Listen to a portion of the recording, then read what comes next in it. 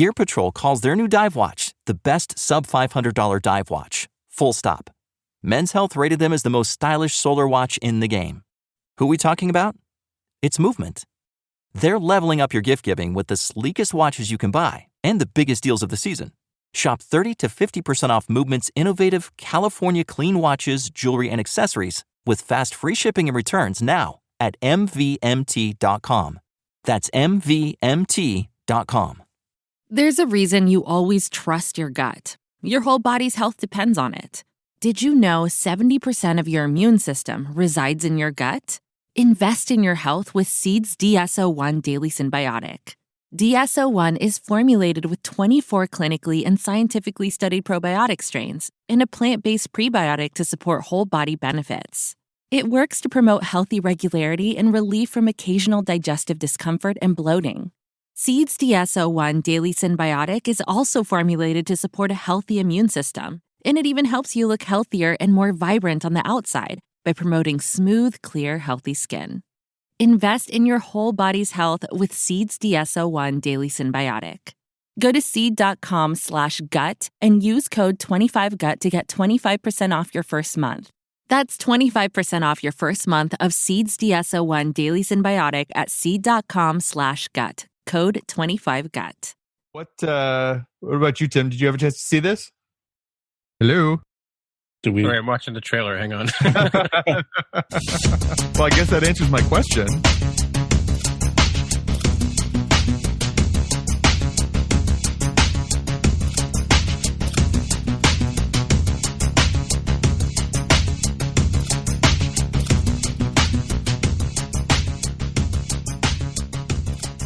So welcome to Spotcast, episode number 13. My name is Tim Mitchell, and I'm in Toronto, Ontario, and I'm joined once again by Jaime Lopez in Seattle, Washington. How's it going? And of course, we have Jonathan Kuline in Mississauga, Ontario. Hello there. All righty then. So did you get your package arrive, Jaime? Yeah, two sets of things. Some coming from Amazon and the other coming from JCPenney from a Black Friday deal. So I completely forgot about the latter, and it's a good thing it came around the same time. All right, yeah, we were just waiting for Jaime's dog, Pollo, to freak out, right? Yeah, I knew he was going to be unhappy. So I said, well, there's no sense in trying to do an audio recording. So all you're going to hear is my dog barking in the background and me scuttling away trying to answer the door. But seriously, you're not going to call that a dog, are you? It's, well, I mean, do you want to do like a 23andMe on it? Like we've been talking about doing it before. I was like, well, if you want to pay for it and we can prove really what mixture. So what breed is it?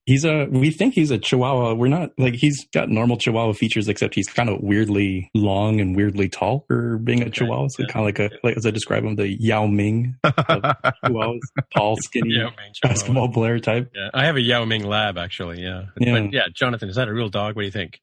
Giant Chihuahua. You sure it's not a shaved rat? Or a cat that barks. All right, enough Jaime abuse. All right, so we do the fact check first. Let's do the fact check. All right, fact check. One thing from last week's episode 12. 1 hour, 2 minutes, 52 seconds. Superman, the motion picture, starring Christopher Reeve, released on December 15th, 1978. There you go. Right, that's Christopher Reeve as opposed to George Reeves. That's the one. Yep. And actually, that was the movie where, sorry, now I've forgotten the two guys' names, Joe Shuster and Jerry Siegel. Yeah, that's when they got their credit for being the creators of the Superman character and the Superman verse, as it were. Right? You got it. Yeah. So Jaime, one of the things I sort of put in my follow up stuff was I remember using Hulu when it first came out, and it was free. Is it still do they still have free content on it, or no free content? I mean, there's a free trial now, I think, but they were free for a long time, and I think a year, maybe 2 years ago, they switched it to be premium only with a free trial of, I don't know, a week or 30 days or something, I'm sure. Yeah, I'm thinking at least 5 or maybe 7 years ago. I remember being in the States once, and it wasn't Alec Baldwin as spokesperson for it or something like that. That right? You remember?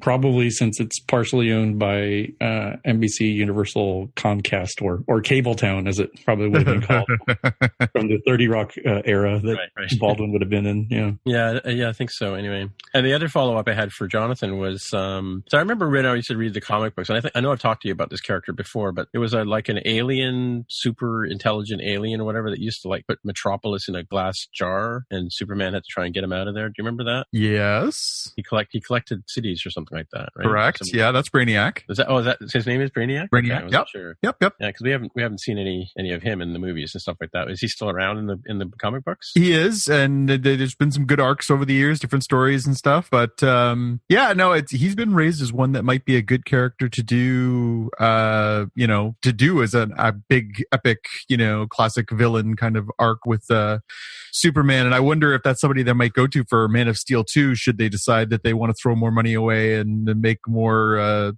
Superman solo pictures. So what was the gist of it? He would shrink the city and put it in glass, or he would just take the whole city and he was that big or something? Well, the idea was that he's this sort of super intelligent being, and so what he does is he goes around and he's an extraterrestrial, an alien, and so he goes around to these different planets and he collects pieces of their culture using his shrinking ray, and then that way he's sort of preserving them, he's protecting them, but obviously he goes to that degree of not caring what happens to the rest of the planet or destroying the rest of the planets because he doesn't feel the need to preserve all of it. So he becomes this sort of nasty villain that way. Right. Okay. All right. Okay. Well, I think I mentioned it on the show before. I watched Travelers. It's quite a good show. Sort of, it has a time travel element. I always like stories that have that kind of story in it. But suffice to say, it's like a group of travelers that come from the future and inhabit bodies in the current time. And they sort of adjust to the sort of society that we live in now, and yet they have these missions that they have to deal with. So it's kind of interesting how they have to deal with their average everyday, 21st century lives, but they're from the future, many years in the future. But this week, their episode was kind of interesting. It was that same time loop thing that we just saw on the Orville a couple of weeks ago, and we've seen on Trek a number of times where there's some sort of calamity that happens and everybody ends up dead, but then you find out that it's actually the beginning of a loop that's being played over and over again. And I'm sort of talking about it here as it's kind of a conceit, sort of because it's immediately obvious how it's going to end, right? Somebody's going to figure it out and they're going to fix the loop or whatever. But interesting that other shows are starting to fall back on this as kind of a convenient, interesting but convenient, trope in science fiction, right? So yeah, it's well-worn territory.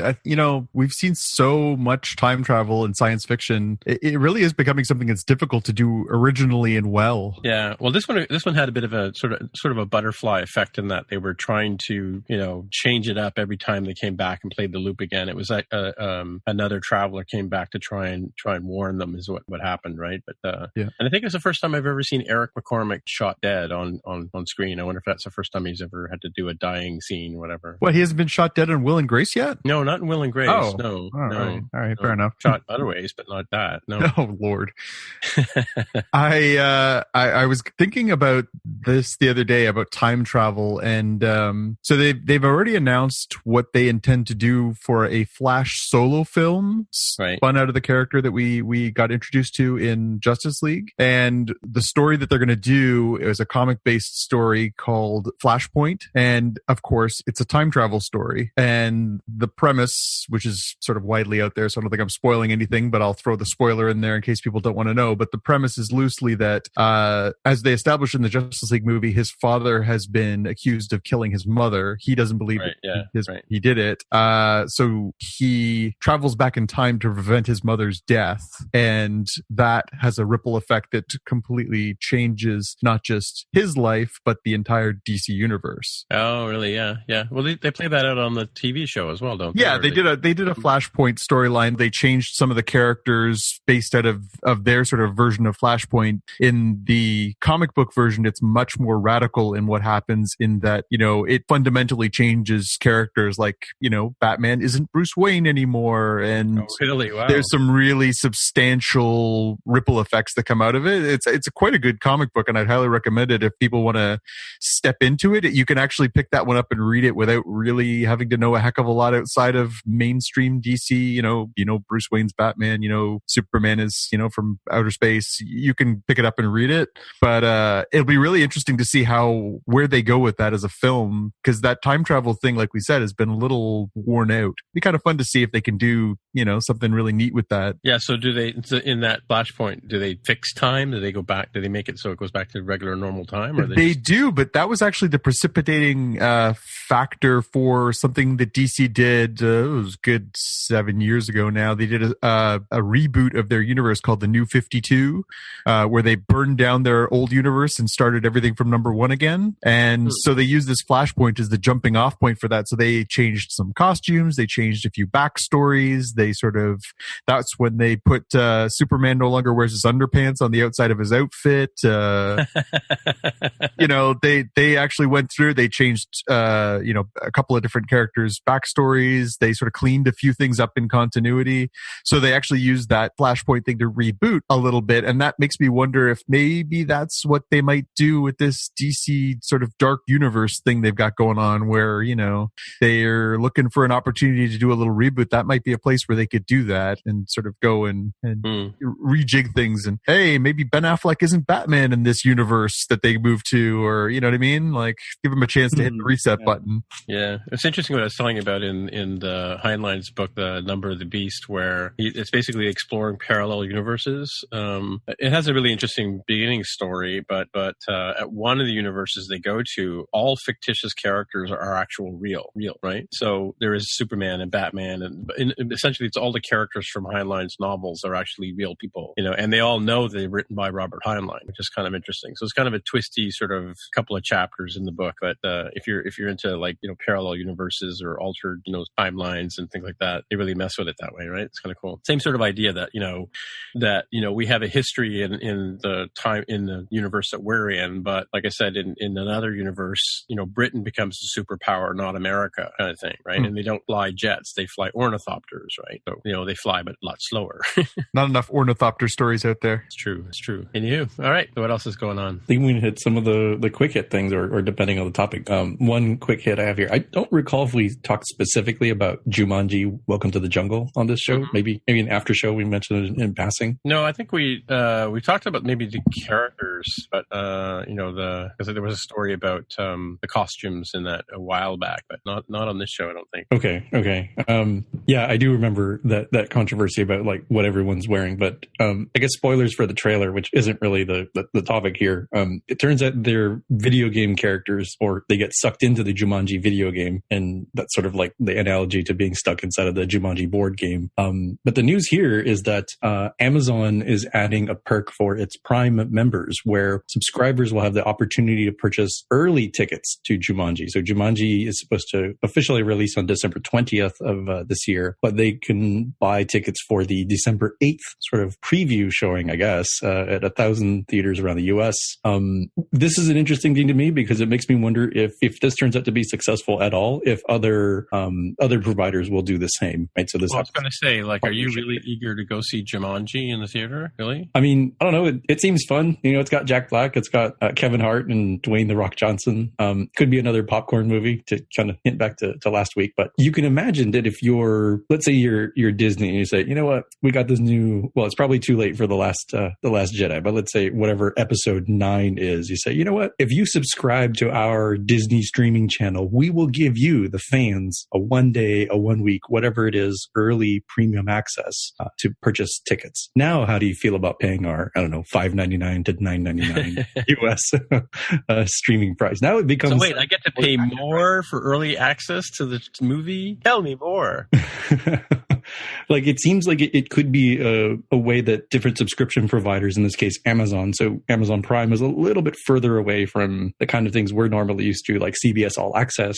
I could see CBS and Paramount teaming up to do something for like a Star Trek movie if one should come out. And I mentioned Disney before, but I think this is one to sort of keep an eye on to see what ends up happening here. Yeah, that's interesting. I hadn't heard about that. I wonder if they're doing that in Canada for Prime as well. Yeah, that's a good question. One thing we're getting from Prime all right away is free access to their Amazon Music channel. So, and I think it's competitive with the Apple iTunes offering or the Apple Music offering, right? I must admit I haven't looked into it. Mm-hmm. All right. Okay, what's next? Lorca. Oh, Lorca.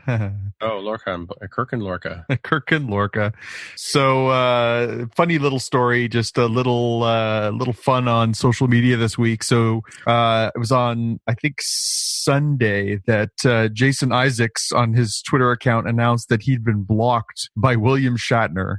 So he posted, and this, I'll quote this: "I've been blocked by @William Shatner, the unkindest cut of all," he wrote. Mm-hmm. In what way have I broken the prime directive, Captain. Right. So they went back and forth a little bit. So Jason Isaacs said, was at the end of the sentence minor key uptick, the quizzical eyebrow and blue eyeliner, the just too tight uniform? Forgive me my sins. It's an homage, I swear. So after, a little bit of fun on social media going back and forth and the fans weighing in and everything else, Shatner announced 2 days later, Tuesday, he announced he who must not be named BFF is now unblocked, referencing, of course, Isaacs playing Voldemort's buddy Lucius Malfoy in the Harry Potter films. Oh, okay. So Isaacs gets the last word posting yesterday afternoon or evening. To be unblocked by @William Shatner, I had to marry off a ginger royal, fire an intercontinental missile at Japan, and get Trump not to insult heroic Native American code talkers in front of an offensive painting of their worst enemy that he put there. Hashtag Right. 2 out of 3 is not bad. So clearly having a good time. Jason Isaacs, definitely somebody you should be watching on social media if you're not. He's at Jason's Folly. At JASONSFOLLY. A lot of I'll have fun. a link in the show notes. Yeah. Yeah. So, just a little fun between captains, I think. I want to know why William Shatner blocked him the first time. I don't know. It was probably a keyboard error, I'm sure. Yeah, probably. All right. So, hey, what's happening with Supergirl and Flash? Yeah, so this follows up a story from a few weeks ago. So there had been a story that Andrew Kreisberg, who was the showrunner for both the popular CW shows The Flash and Supergirl, had been suspended for allegedly some allegations of sexual misconduct.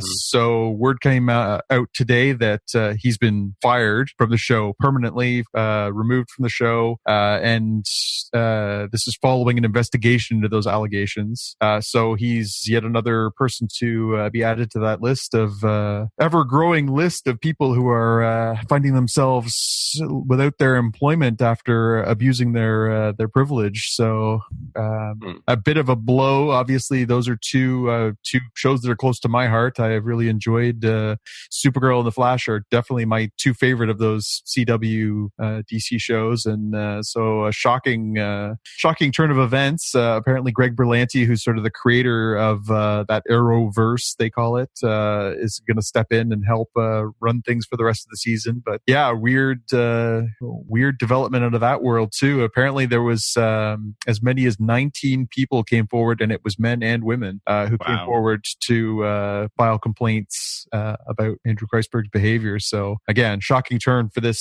sort of very sort of wholesome corner of the DC universe, besmirched by this behavior. So kind of upsetting turn there. I don't. It's extra unusual to me because I'm a little bit less familiar with The Flash, Legends of Tomorrow, and Arrow. I never really watched many of those shows. So most of my interaction with them is by watching Supergirl, and when they have crossovers between all the CW series, the Arrowverse, as mentioned there. And from what I could tell, they all seem to be shows that are very, very progressive. A lot of minority characters, a lot of, Supergirl in particular has tons of very strong women characters, easily passes the Bechdel test like just about every week, probably. So to see these sort of allegations coming out on somebody who's running what appears to be a very, very progressive and forward-thinking, multiverse is very shocking to me, very disturbing. Yeah, it's like I say it. I think this is where we get into the larger discussion about can you separate the artist from the art? And I've read more than a few articles over the last few weeks about how are you supposed to feel about the art made by people have done awful things. There was a great piece in the Paris Review last week about Woody Allen and how that sort of has been a lingering wound for 20 years now. Right down to the Kevin Spaceys and the Louis C.K.'s and all these people who have found themselves being put forward as people who have behaved badly and in some cases reprehensibly. I wonder, does this sort of jade how you view these things? Like, do you feel differently about it? I think it does. I mean, like in the study of art, I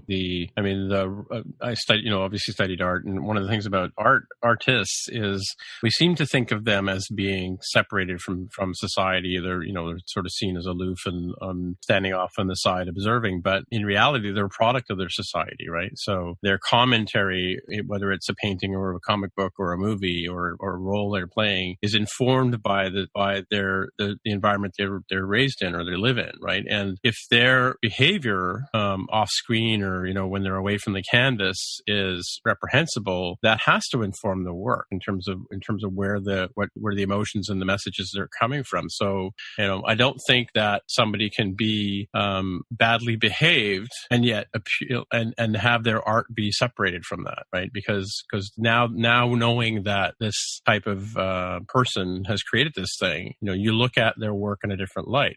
Hitler was a great painter, but he was also a jerk. So it's interesting you mentioned art, and I don't want to digress too far away from science fiction, but there have been any number of famous artists over the years who are, again, like just reprehensible human beings, but their work still hangs in galleries. Well, it does because of where it fits in the world, but that's one of the things though, is that the problem with art is that you think you go to a gallery and you're seeing it in this sterile form, and yet if I told you that Michelangelo and Leonardo were both diddlers and they were both accused of doing bad things with young men, that would change your opinion of them, wouldn't it? Well, Pablo Picasso is another one, right? Like, yeah, he's another one. It's a total womanizer for sure. Legendarily,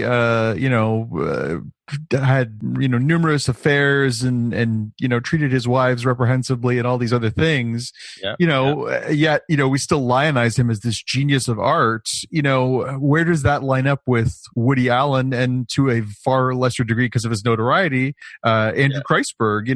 How do we reconcile those things when can you love the art and hate the artist? Well, Woody's a tricky guy too, because for me personally, because I liked Woody Allen's early work, I really did, and yet I cannot help but think every time I see a Woody Allen movie now that this is made, those words, because when you watch a Woody Allen movie, those words are not the people who are saying those words. Those are Woody's words. Sure, right? they are. You can tell by the cadence and the intonation and the sense of humor and the sarcasm that's in there, right? That's Woody Allen talking through these people, right? In very sort of John Malkovich kind of way, right? But I can't not put out of my mind, his relationship with Mia Farrow and his current wife, who was his adopted daughter at one point, Absolutely. Realistic, right? So, it's kind of weird. I mean, even Celine Dion, I look at Celine Dion, famous Canadian singer, probably one of our greatest exports to America. And yet she had this marriage and relationship and, with her manager, like what crosses that guy's mind when he's like, dealing with this 17-year-old girl, like seriously. Well, and Woody Allen's an interesting one too, because as you say, his pieces have so always been a piece of autobiography, right? Yeah. His neuroses, these are his issues, these are his takes on life. So his two greatest pieces of work are arguably Annie Hall and Manhattan, right? We can agree on that? Yeah. So Manhattan is about a middle-aged man who's sleeping with a teenager. Yeah, I haven't actually seen Annie Hall or Manhattan yet. I do mean to. But yeah, you're right. That's the one where he with Mariel Hemingway. Daughter. Yeah, Hemingway's daughter. Yeah. Again.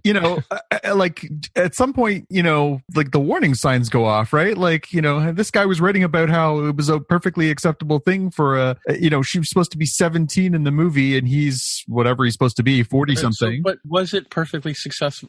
You just said it was acceptable. Was it really? Well, I don't know that it was. But I mean, again, my awareness of it is all post facto. Again, it came out in 1979. I was 5. So I don't have a frame of reference in that time span of what that reaction was like at the time. But I can look at it. Like, I remember watching that movie when I was probably in my teens and thinking that's gross. But Woody Allen's always been a little, off color at times. And, again, this is the guy who wrote. So was Louis C.K. I mean, like, his last couple of Saturday Night Live performances were like severely questionable, right? But but he was basically I thought at the time he was trying to make us think, right? Yeah. They were like really beyond off cuff, right? Especially on live television. Yeah. But here, let me put you in the position of Mariel Hemingway, though, like not the actress, but the character in the story, right? Your decision making faculty at 44. You're 44 now. Yeah. 43. So your decision making faculties at 43. Compare those to your decision making faculties at 17. Oh, yeah, of course. Right? Would you make the same decisions? I don't think so, right? So can that 17-year-old girl be really, making the best decision for herself at that point in time? No, of course not. And the movie plays that out, right? But does it? Okay. Yeah, no, it does. But it's also, again, we see this sort of, art reflects life. We see these sort of, signals that there was, clearly, this was something that was, in retrospect, a very dark, weird, twisted kind of portrayal. And then, of course, then we have this whole thing come out later on with, as you said, him and his partner's daughter, who was a teenager at the time. And the heart wants what it wants was his famous quote, right? Right, sure. Okay, that's pretty frightening. But can you go back and look at those pictures now and still I can't. the same? I can't. I mean, I try to watch Woody Allen movies all the time now, and I have a real hard time with them. I mean, I watched them for the cinematography. I watched them for the storytelling. I watched. I thought I was watching Manhattan, but there's another Manhattan movie that he did later with Diane Keaton in it, of course. But it wasn't. It was color. I got duped by Turner Classic Movies because the Rogers TV channel thing said Manhattan, but it wasn't. It was the newer version. I watched a bit of it, and I couldn't get all the way through it. I just couldn't. Yeah. I can't remember what the subject matter was, and it wasn't particularly disturbing, but it was just sort of like, it's almost like Woody Allen writing a text that justifies, bad behavior. Yeah. In a relationship, right? So, what is this going to do? And Jaime, maybe, you have some thoughts on this because I know you enjoy Supergirl. What does this do for you going forward? Obviously from now on, they're going to carry over some of the storylines that would have been put in place under Kreisberg's leadership. And you could look back on, I think we can agree that season 1 was not the best season of television, but season 2 is extremely strong stuff and a show that I, thoroughly enjoy. One of the ones I look forward to every week. How do you go back and view that through that prism? Yeah, it'll definitely make me wonder. So I'll have to think more about looking back what that'll be like. But certainly going forward, I'll probably notice when there's a tonal shift when the new showrunner takes over. It does make me want to go back and rewatch some of those episodes and see if there's any of that the artist's life coming out through the art sort of thing that we were just talking about with Woody Allen and Louis C.K. Like maybe there is stuff like, oh wait, that seemed like a weird, it just seemed like a casual offhanded comment, and now it's like, oh, maybe that had something dark to it. Yeah, I don't know. I mean, I find this whole ongoing, continuing. Again, today we saw Matt Lauer on the Today Show. We saw Garrison Keillor. Garrison Keillor, really? Garrison Keillor was fired today from his ancillary projects with NPR for alleged impropriety as well after an investigation. Again, we're talking about fairly iconic and established people in all kinds of positions that are being undone because of their past behavior or current behavior in some cases. It's affecting everybody in every walk of life except apparently politics, where you can get away with anything apparently. It is shocking, and no one's no area is immune. Again, can you go back and view all these amazing works that were done by Miramax over the years, without thinking about Harvey Weinstein's influence? Can you go back and look at, I was talking to somebody today about LA Confidential, which I think is an absolutely sublime piece of filmmaking, but and a wonderful performance by Kevin Spacey. But I don't think I'll be able to look at that picture the same again. Well, it's like Baby Driver. I love Baby Driver. He was a scoundrel in Baby Driver, but now it adds a whole new layer to it. And I love Edgar Wright's movies, and I'm really disappointed that has stained that great little piece of work. Right? Yeah. Now, did you guys hear about Ridley Scott's new picture? He just fired Spacey, right? He had already filmed all the scenes. Apparently it was not a large role. He had filmed all these scenes with Kevin Spacey as one of the characters. And he's actually recast with Canadian Christopher Plummer and is going back at multi-millions of dollars worth of expense and reshooting all those scenes because he does not want his film to be derailed by having, the presence of this person who's, come into such scandal. Right. And that's a huge monetary price to pay. But, I could see why. I mean, we've seen over the years the number of things that have just been undone by, like who's going to go see this movie and not immediately be taken out of the experience by, the allegations and the stories and the rumors and, Right. Yeah. Well, that was quite a digression, but, I think it's interesting though. Again, like I said, there's no, we talk about science fiction and we definitely, we tend to skew to the lighter side, but, this story with Kreisberg today, I think, illustrates to us this is, men in power will abuse power in a lot of different places. And, in this world of science fiction is not immune to that. And, good on, the CW and that production for, taking this seriously, these allegations and doing an investigation. And clearly they found there was enough impropriety to decide to fire this guy. And, hopefully that's a clean slate and things get better there. Maybe we'll see that reflected in, we'll see even better performances from people who are happier to be at work now, Right. Which I guess takes us to Disney, right? Takes us to Disney. So, I wanted to touch on this a couple weeks ago, but we just didn't have the capacity. So, Disney is apparently, back at the table with Fox. The rumor is that Disney is looking to buy all of Fox's film assets. So not Fox News, right? No, the idea is that they would separate those things because there would be too much. They couldn't own Fox News because they own ABC, so they couldn't own that anyways. And Fox apparently wants to divest itself of its film and television production, but keep Why? I wonder why. Because I don't think it's a hugely profitable portion of the company at this point. They could probably make a lot of money off it, and I think they want to focus on their television, their news, their sports, and being that. I don't think they want to be in the producing side anymore. So at this point, Disney has to be absolutely frothing to be able to get its hands on those assets because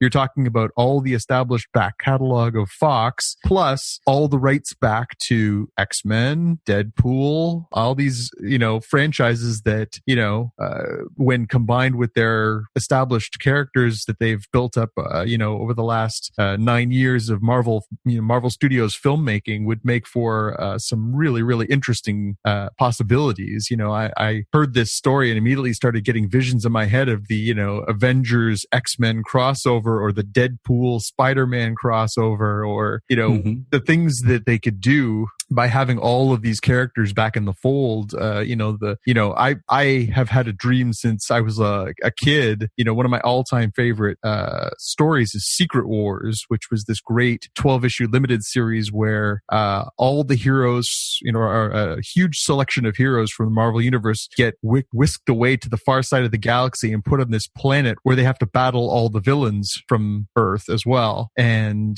it's this really, no holds barred 12 issues of just, amazing stuff. And I would dream that one day they'd be able to make that picture, but it's never been reality because those things have never been possible because of the split between the properties. Now that they've got Spider-Man back in the fold, getting X-Men back in the fold, if they could get, Fantastic Four back from who has the rights to that? It's not Universal. It's not. It could be Sony. If it wasn't Fox, I've assumed it was probably Sony. You know what? Maybe it is Fox. I think you're right, actually, Jaime. But that possibility is extremely exciting. The idea of having a unified Marvel cinematic universe. I mean, I want to know how soon they can get this deal done and get those movies underway. Yeah, it'll be incredible. I mean, it was a big deal that they were able to do that crossover with Spider-Man, even though it is a Marvel property. They didn't own the rights to the movies. But bringing Spider-Man into the fold, I think, was sort of the first step towards them consolidating everything. And if it makes things easier to just outright buy Fox and therefore own your own rights, I mean, I'd be for that. And imagine the possibilities for the crossovers. We're talking about all these things under the DC, that's good. All the things under the Disney umbrella now. You could mash the heck out of this universe now. If you can have, the Star Wars universe, the Marvel universe, all of these characters all under one umbrella, imagine the possibility. They would also get the rights to Avatar. You have some really interesting places that movies could go for the next, 20, 30, 50 years. If you can mash some of these things together, you never know what's out there. It's true. Mm-hmm. I want to see the Wolverine versus Darth Vader fused with blue cats from space epic throwdown. That's true, but they're missing out the huge fiction that's Fox News, though. Yes, well.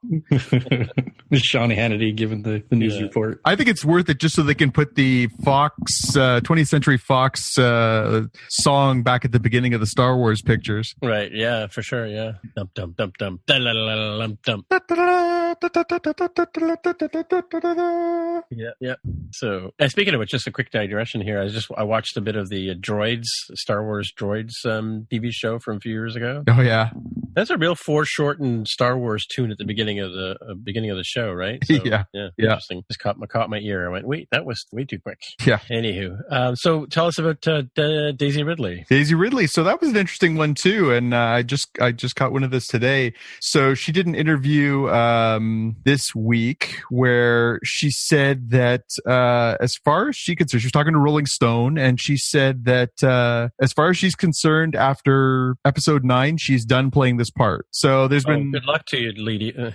Yeah, well, I'm sure Mark Hamill thought the same thing, but things happen. William Shatner, yeah, exactly. So she apparently said to them when asked if she thought she would play the character again, she said no. She said, I really didn't know what I was in for. It just seemed like an awesome opportunity. But she said, signing on for 3 films. I'm going to do 3 films and then I'll be ready to round it out, she said.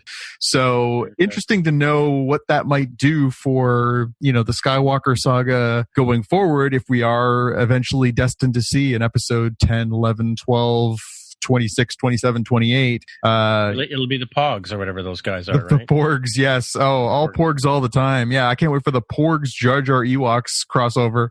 But yeah, interesting to hear her take that stance. Now, again, this we just talked about it. Disney, of course, owns the Lucasverse, the Star Wars universe now, and they can back a Brinks truck up to her house, and maybe that changes her mind. But it'd be interesting to see if she holds true to that. We're talking about she's made a commitment. She's been working on these pictures for the last 4 years of her life. She's committed probably for at least another couple of years to playing this part. That's a large portion of your life to play one part. So I can get her perspective, and she probably wants to go do other things. But it's kind of weird to think of somebody making that choice when it's the crux of popular culture at this point, right? Yeah, well, it's same with Harrison Ford and Indiana Jones, and even Sean Connery and James Bond, right? You can leave, but you can check out, but you can never leave, as they say in the Hotel California, right? Yeah. Mm-hmm. But yeah, I don't know. I mean, it'd be interesting to see if she can actually hold to that, and we may be talking back about this one down the road too. When big news! Daisy Ridley just signed a 3-picture deal worth $20 million a picture, and she's going to come back and play Rey until she's old and gray. So, well, what do you think about compare her to say Natalie Portman, who had a bit of a career before Star Wars, right? Yep. And then did 3 movies, and has continued to have a career afterwards, right? It's true. Although I think Natalie Portman also famously, as I think we talked about, is written out or left the Thor universe as well. So she's had a couple of kicks at the can at these sort of large pieces, but I don't think anybody came out looking good out of that the prequel series. She did not exactly raise the bar. I think if anyone came out with their dignity still intact, it might be Ewan McGregor. Oh, for sure. Yeah. For sure. By far the best piece of those prequels. And Darth Maul was pretty cool. He was till for the, combined 20 minutes of screen time he got from one picture. That's true. That's Ray Park's lot in life. He tends to have these really amazing roles and yet doesn't really get exposed. In fact, it's not even his voice, right? Yeah, that's right. That's right. Yeah. Well, it remains to be seen. I mean, as much as we like to get nostalgia about Star Wars, we can also be realistic about it. And you can't do something anything like that forever, unless you're Chewbacca, right? Or, well, there's a new guy playing Chewbacca now too, right? Yeah, that's true. That's true. Yeah. Or I was going to say like R2D2, C3PO. There's a new guy in R2D2 too. Somehow Anthony Daniels still alive, still wearing the costume. True, yeah. Mm-hmm. So what do you got here about Luke and maiming Wampa maiming? This was another fun story. Saw this on our good friends over at IO9, who again definitely check them out every day. Lots of fun with science and science fiction. But they followed up this story. So Mark Hamill tweeted about he received a cake shaped like a severed Wampa's arm as a gag. You know, ha ha ha, you got that. So apparently Mark Hamill took it upon himself to clarify this scene. So he said, when I was filming this scene, I was assured that my lightsaber swipe towards camera, the creature was not on the set, would simply singe the fur to scare him off horrified, only to see later that it was an amputation and unnecessary cruelty. The Wampa was simply hungry, not evil. Luke would never do this. Hashtag still angry 2017.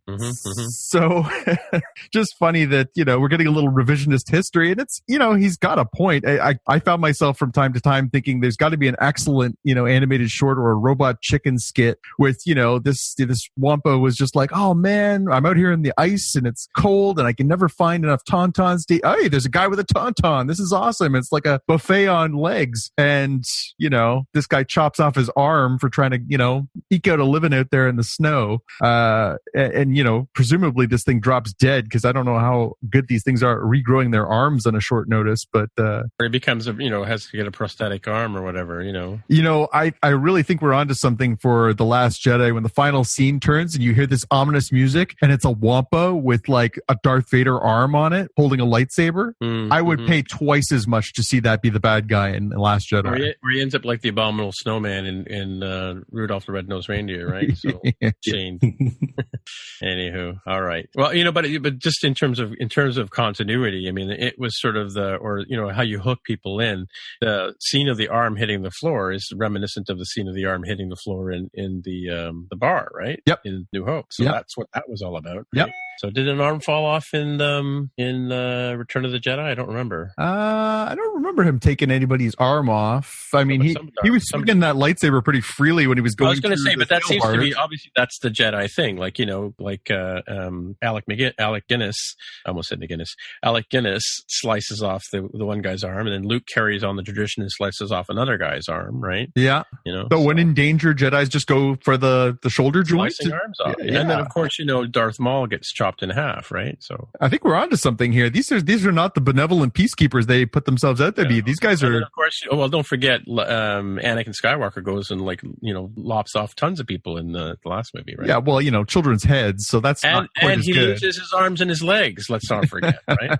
Fair enough. That's true. He does get he gets a couple of bits chopped off by Obi-Wan too. By Obi-Wan, same guy. He's pathological, right? Running around chopping people in half, right? I think we're onto something here. I think there's something to be diagnosed. I have a bad feeling about this, you know. Anyway, so I was watching The Walking Dead the other day, and of course they announced that on The Talking Dead that Morgan was leaving The Walking Dead. So what do you got for that one? Yeah, I just wanted to call that out. I know, you know, hopefully some of our listeners are across the line genre fans, and you know, there had been a story for a while that they were going to take one of the characters from The Walking Dead and have them appear on Fear the Walking Dead, the spin-off series, which is actually a prequel. So they announced on Talking Dead this week that it's going to be Morgan, played by Lenny Harris. Lenny Harris. I'll have to check that. I'm not. Shows what I know. Lenny James. Lenny James. There we go. Lenny James. And of course he's wonderful on that series. You know, the episode they did, I think it was the last season or 2 seasons ago, the solo episode where we sort of learned where he was, where he trained with the Bow staff and everything. It was one of the best episodes of that series.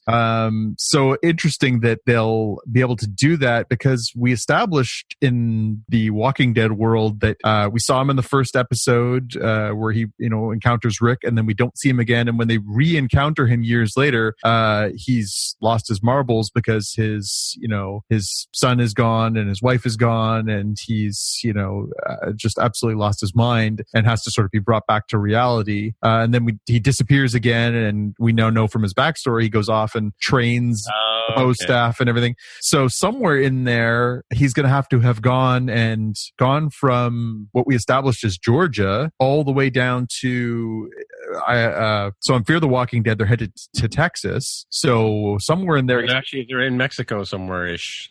Picking where they are for that. Yeah. So I mean, they're right down on the border of Texas and Mexico. So it'll be interesting to see where they, how they bring those worlds together, and interesting to see how they tie that all together. So that because not only does he have to leave Georgia, he has to go down there, and then he has to come all the way back. So I guess it's a good reason to go back and start watching Fear the Walking Dead if you've not kept up with it, or I have, yeah. But it'll be interesting to see how they weave those stories together.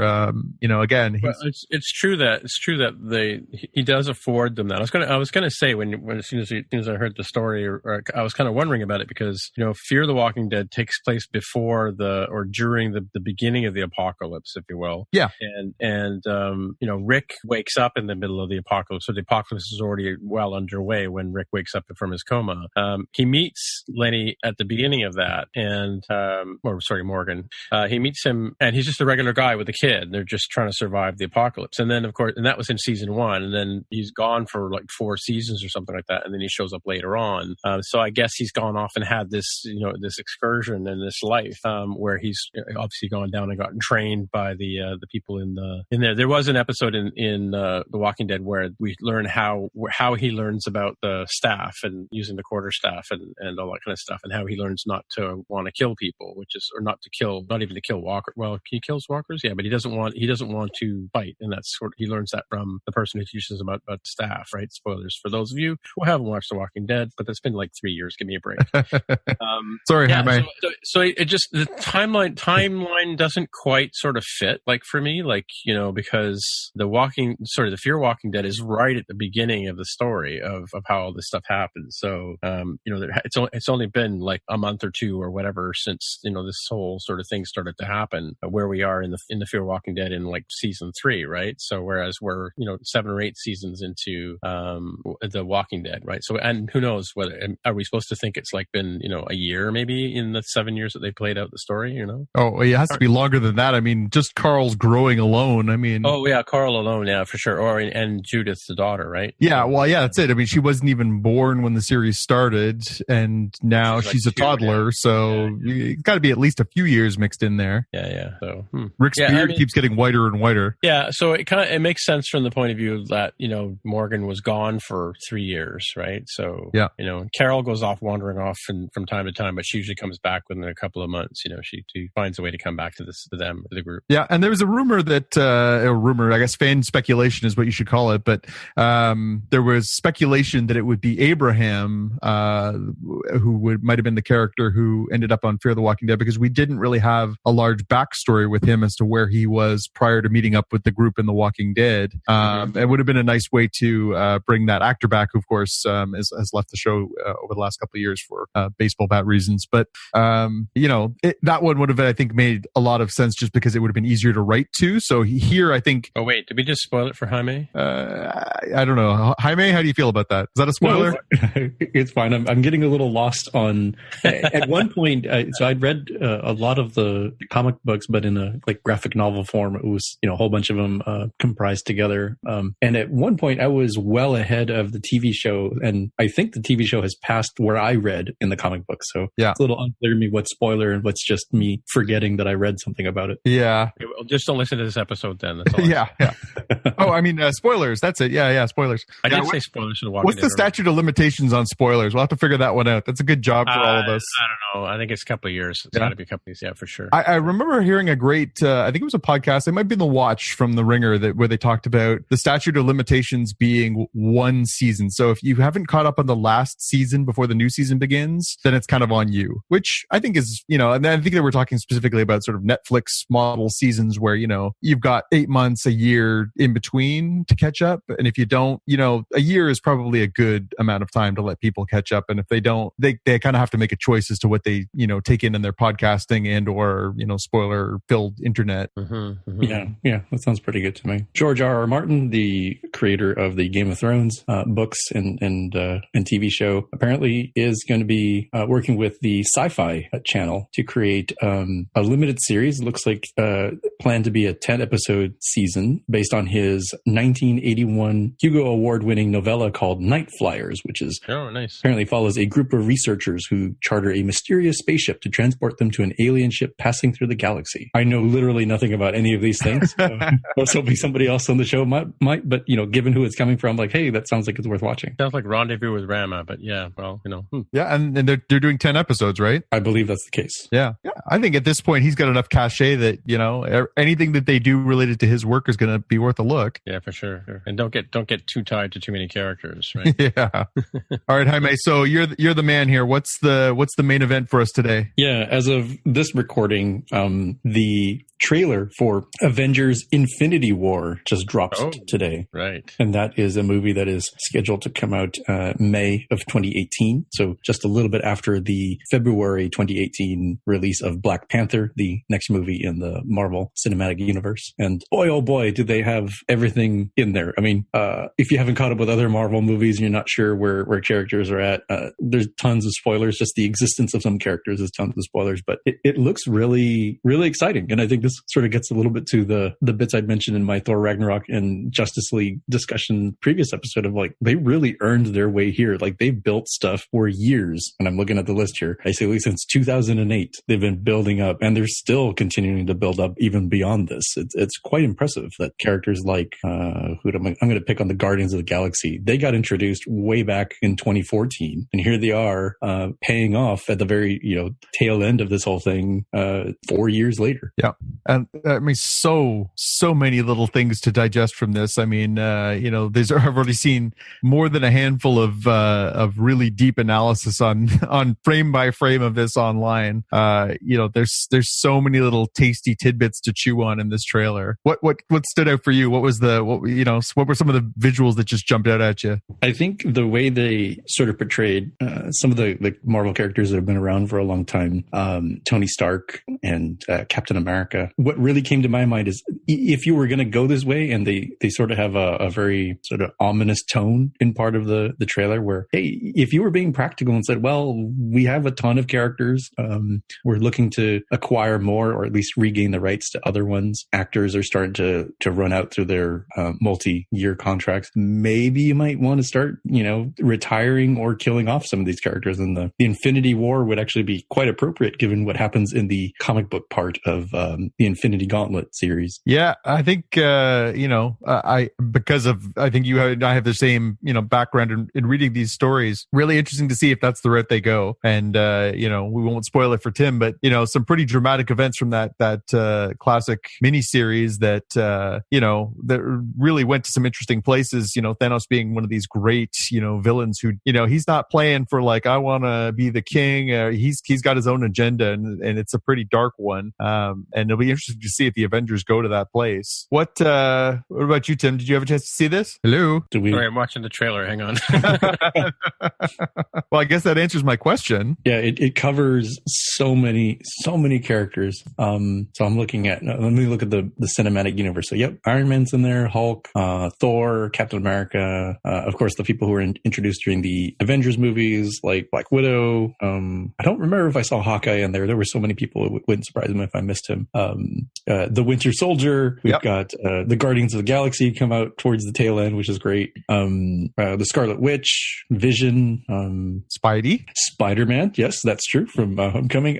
Ant-Man, I don't remember seeing him in there, but as people joked online, like maybe he was just too small for anybody to see.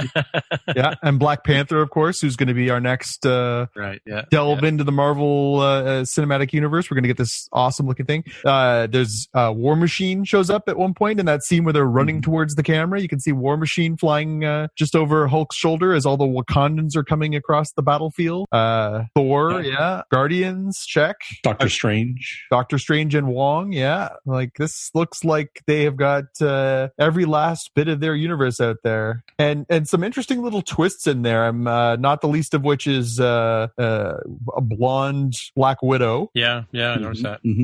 It looks like Paul Bettany didn't have to put on full makeup at some point. We got a a human looking version of the Vision. That's going to be interesting to see how they work that in there. That's an interesting twist. We got a return of the Hulkbuster armor from Age of Ultron, right? Which famously the big battle between Black Panther and between Hulk and Iron Man in Africa, which is right on the border of Wakanda.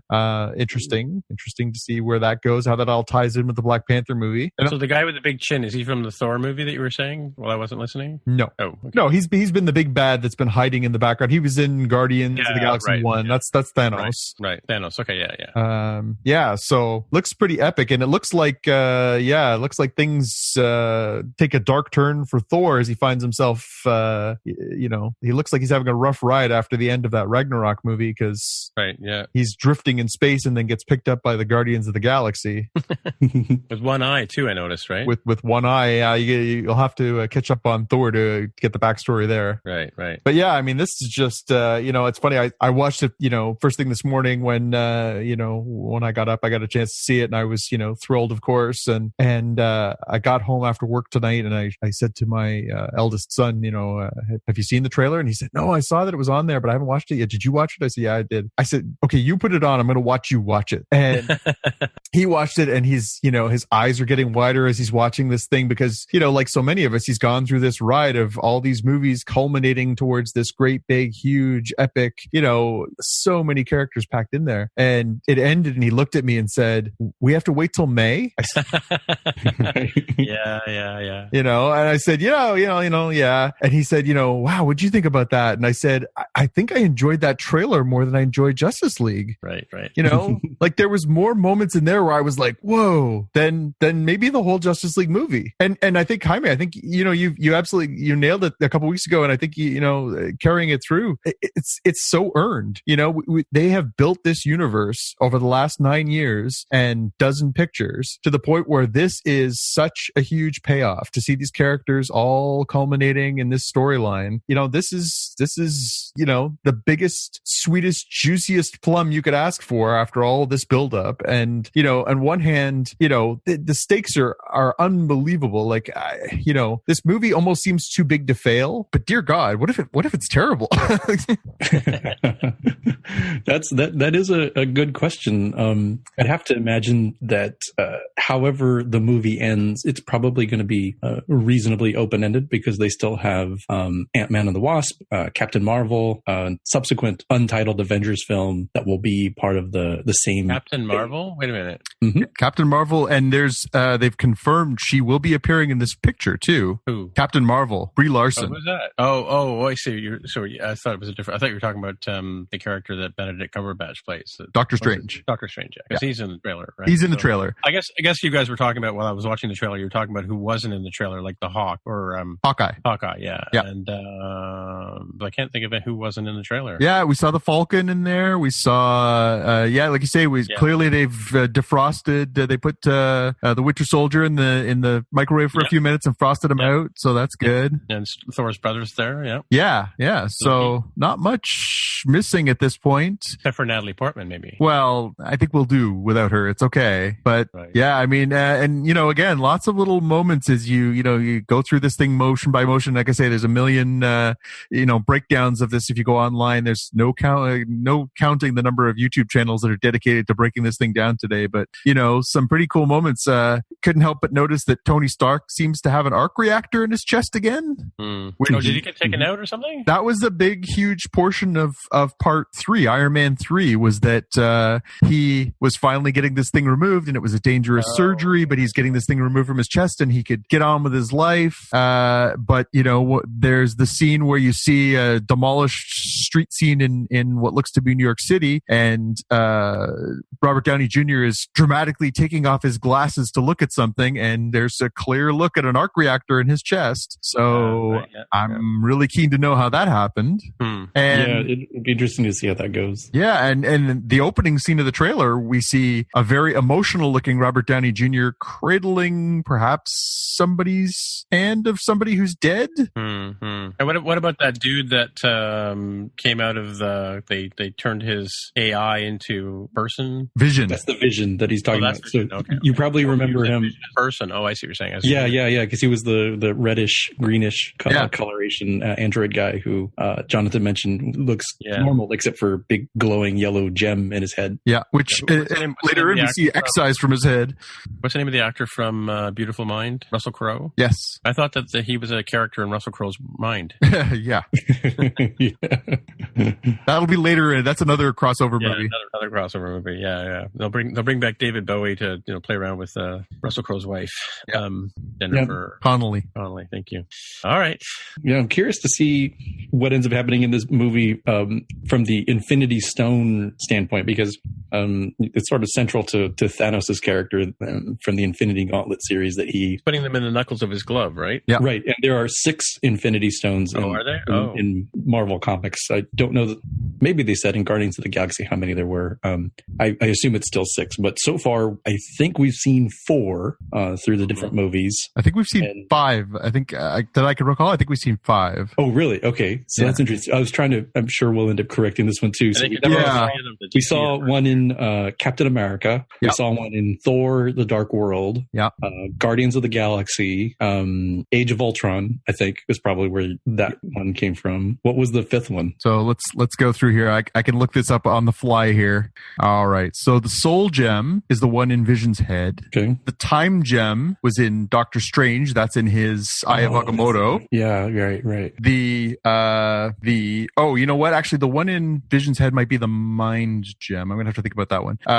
The Power Gem was the one from Thor. The Space Gem, I think, was the one that was in. Or no, the Power Gem was the one in Guardians of the Galaxy. The Space Gem was the one that was in. Oh, see, now I'm confused. Let's see. Okay, well, we'll have to have some fact check for next week. We'll fact check it. Anyway, yes. Oh, here we go. Okay, I got it. Oh, okay, hurry. I got it. Space Stone, blue. So that was the Tesseract. That was the thing from Captain America, the First Avengers. So that's the Space Stone. That's the one that Loki has. Sorry, Tim, has at the end of Thor Ragnarok.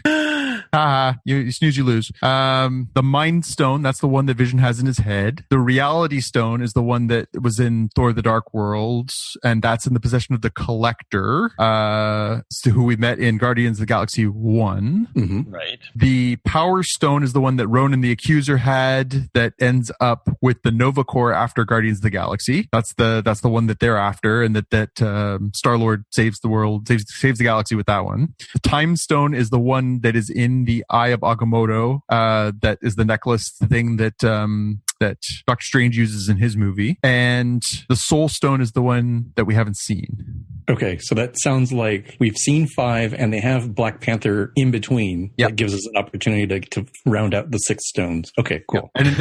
And in this trailer, we saw the Infinity Gauntlet on Thanos' hand, and he has 2 of the stones in it. One of them is the Power Stone. That's the one that the Nova Corps had. And one of them is the Soul Stone. Soul Stone? Now I'm confused again. He has the Space Stone. That's the one that Loki has. So he's got the one from Loki, and he's got the one from the Nova Corps on his glove in the trailer. That's 2. We see Vision getting the one ripped out of his head. That's a 3rd one. So It looks like he might have as many as 3 stones going forward to form the Infinity Gauntlet. Oh, is that what that is? Okay. Yeah, give himself ultimate power over. Does he need all 6 to make the fully powered Infinity Gauntlet? Yeah. And I guarantee you that will be one of the top sellers of swag you can get.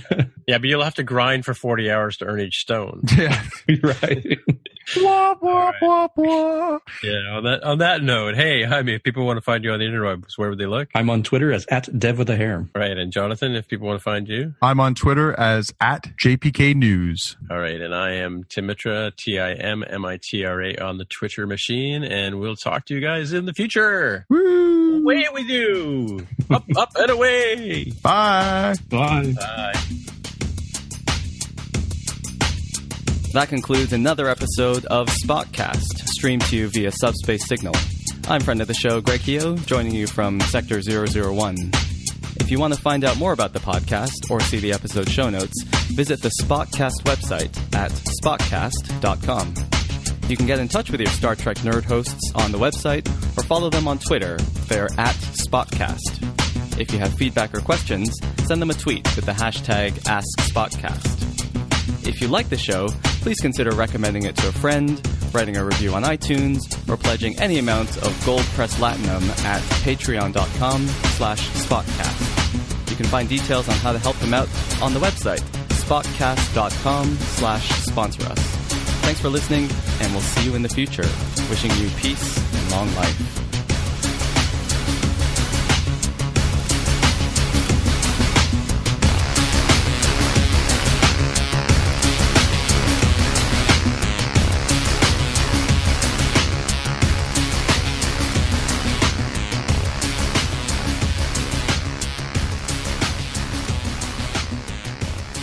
Sorry, I was actually sitting on the couch looking at ancestry.ca when I looked at it and realized it was like 5 after 9. I'm like, oh. You trying to figure out where you came from, or? Oh, I know where it came from.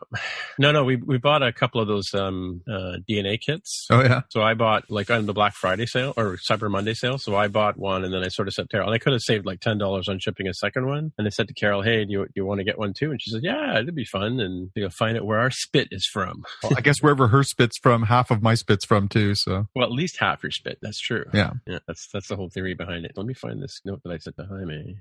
So Jonathan, do you know about the route? Have you upgraded to High Sierra yet? I just upgraded to the other day, and then I saw that story online today, so I haven't done have they put out a patch yet? Yeah, they put one out today, but apparently people are complaining that it breaks your file sharing, and for some reason it doesn't seem to affect my machines. But then I've been using the root account I used it for years, and then I disabled it and blah blah blah. So I already had a root password set up on my machine. So nice. Years gone by. So, but I haven't been able to reproduce the problem. Maybe I'll try it in Carol's computer. That's a fairly new one. Yeah. Anyway, run the patch, but be warned it might break your file sharing. Well, what I'll do is I'll send you this file before I break anything, and then we'll go from there. Sure, that would be good. All right. All right.